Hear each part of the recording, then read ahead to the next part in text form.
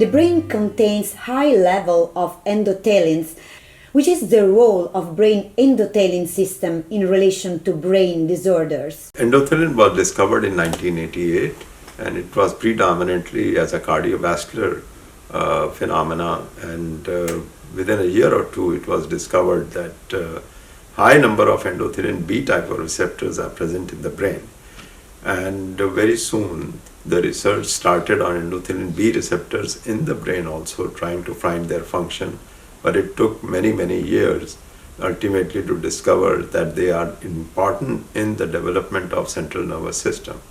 So the brain, as the brain develops, the endothelin B receptors are involved, and once the brain matures, they also become dormant.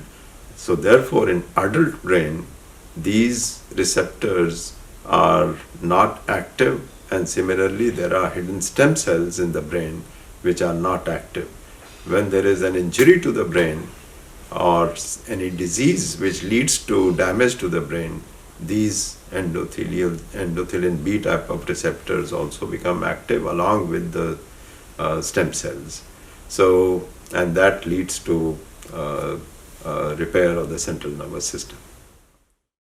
What do we know about brain endothelin system as a possible target of neuroprotective drugs? Since we discovered that endothelin B receptors are involved in development of central nervous system, we targeted those receptors to see if we can repair the damaged brain. It was found that there are hidden stem cells in the brain which in adult brain are normally not active. They are dormant, and when there is an injury to the brain, these hidden stem cells become active and try to repair the brain.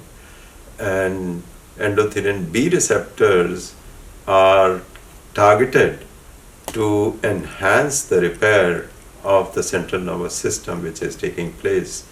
So basically the mature brain has hidden stem cells which are normally not active, and once there is injury they convert into embryonic state and start the development of new neurons.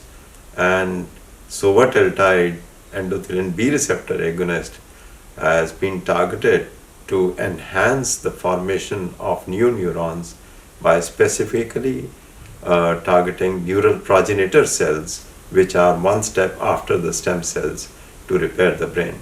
And the first condition has come out to be promising is cerebral ischemic stroke, and there are other conditions like Alzheimer's disease, hypoxic ischemic encephalopathy, traumatic brain injuries, which are also being investigated.